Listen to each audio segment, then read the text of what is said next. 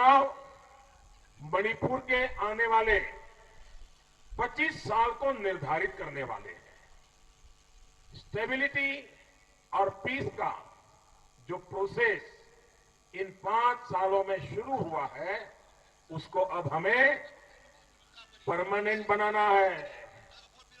इसलिए मणिपुर में बीजेपी के नेतृत्व में पूर्ण बहुमत की सरकार बननी बहुत आवश्यक है।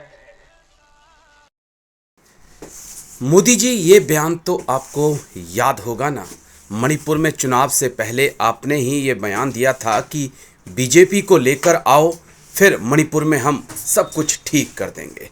मणिपुर विकास की राह पर दौड़ पड़ेगा, लेकिन मणिपुर अब विनाश की राह पर निकल चुका है। जिस प्रकार से 2 महिलाओं के साथ जो कुछ शर्मनाक घटना हुई है, मोदी जी, ये काफ़ी है। लेकिन आपने मणिपुर के ऊपर चुप्पी साध रखी है। आप मणिपुर को जलता छोड़कर अमेरिका चले जाते हैं, फ्रांस चले जाते हैं, आप कुछ नहीं बोलते। आप देश के हर राज्य में जाकर वोट मांगते हैं। किस बेशर्मी के साथ आप ऐसा कर लेते हैं, शायद ये आप ही जानते हैं। आपके मुंह से मणिपुर का म तक नहीं निकलता। वहाँ पर 150 से ज़्यादा लोगों की मौत हो चुकी है और पिछले 24 घंटों में जो घटना 2 महिलाओं के साथ हुई, जिन्हें निवस्त्र करके घुमाया गया, आप कैसे ऐसा बर्दाश्त कर सकते हैं? आप देश के प्रधानमंत्री हैं। मणिपुर आपसे बोल रहा है, मणिपुर आपसे पूछ रहा है कि हमने भी डबल इंजन की सरकार मणिपुर में बनाई थी, लेकिन मणिपुर जब जल रहा है तो आप चुप क्यों हैं? आप मणिपुर क्यों नहीं बोलते? आप विश्व गुरु होने का दम भरते हैं। आप महाराष्ट्र जाकर, आप राजस्थान जाकर, मध्य प्रदेश जाकर कैसे प्रचार कर लेते हैं? जब देश का एक राज्य जल रहा है, वहां पर आपकी डबल इंजन की सरकार है और 1 नहीं 2 नहीं बल्कि 150 से ज़्यादा लोगों की मौत हो चुकी है और आप चुप हैं।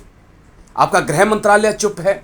लोग आपसे मांग कर रहे हैं कि प्रधानमंत्री जी आइए, हमारी समस्या को देखिए, लेकिन आप चुप हैं। और ये आपकी चुप्पी कोई पहली बार नहीं है। जब भी देश के अंदर आपके ऊपर सवाल उठने लगते हैं, आप उस समस्या से मुंह फेर लेते हैं, आप चुप हो जाते हैं। वो बताता है कि आप बहुत वीर नहीं हैं, आप शेर नहीं हैं, आप वो कायर हैं जिसे सिर्फ और सिर्फ अपनी कुर्सी से, अपनी सत्ता से मतलब है। क्योंकि आपके ही देश के अंदर अगर एक राज्य जल रहा है और जहां पर आपकी सरकार है, तो सवाल आप पर उठते हैं। आपकी चुप्पी पर, आपकी खामोशी पर सवाल उठते हैं। जागिए प्रधानमंत्री जी, जागिए। मीडिया के दम पर देश नहीं चला करते। देश को चलाने के लिए भावनाएं, संवेदनाएं बहुत ज़रूरी होती हैं। और लोग आपसे पूछ रहे हैं कि मणिपुर में आपको चुनकर हमने क्या गलती कर दी है।